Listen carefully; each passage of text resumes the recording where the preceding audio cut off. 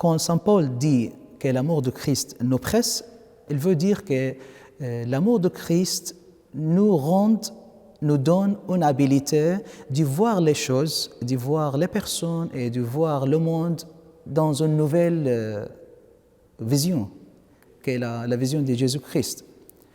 Donc c'est l'amour que ce sera le critère principal de voir les choses. Ce message de Saint Paul est très important aujourd'hui pour nous, les chrétiens de tout le monde. Il nous invite à comprendre que la réconciliation n'est pas une question d'émotions, de sentiments, mais c'est une question d'accepter l'amour de Christ. C'est-à-dire la réconciliation, l'unité entre les chrétiens de tout le monde, c'est pas une œuvre de l'homme, mais c'est une œuvre de Jésus-Christ.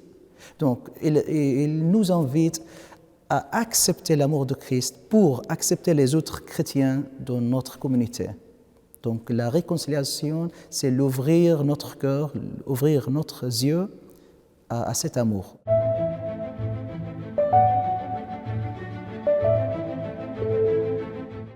C'est notre prière qu'elle va réunir tous les chrétiens parce que l'unité, ce n'est pas notre œuvre, c'est l'œuvre de Jésus-Christ. Notre mission, c'est de vivre notre foi en concret dans la société, dans le pays où nous nous trouvons. Concrètement, je parle de mon pays, en Irak. Les chrétiens en Irak sont comme des signes, comme des symboles de la réconciliation vraie dans une société qui a toujours les problèmes de guerre, de terrorisme.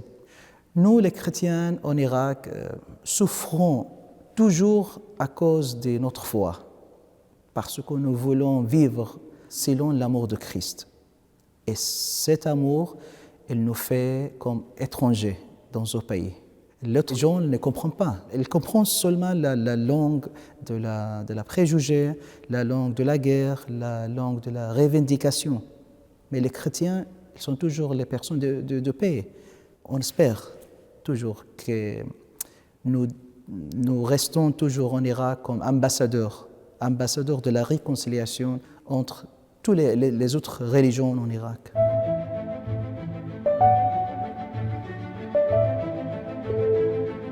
Nous pouvons réaliser la réconciliation si nous laissons notre préjugé, nous pouvons voir l'autre côté de notre Église universelle.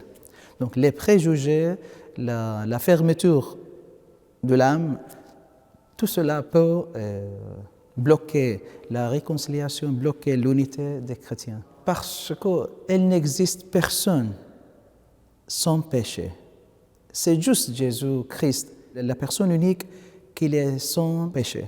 Donc, il peut sauver tout le monde, aussi toutes les autres religions. Moi, je crois en ça. Donc, c'est juste l'amour qui peut sauver le monde. Et cet amour, nous avons vu cet amour en réalité concrète, qui est Jésus-Christ de Nazareth.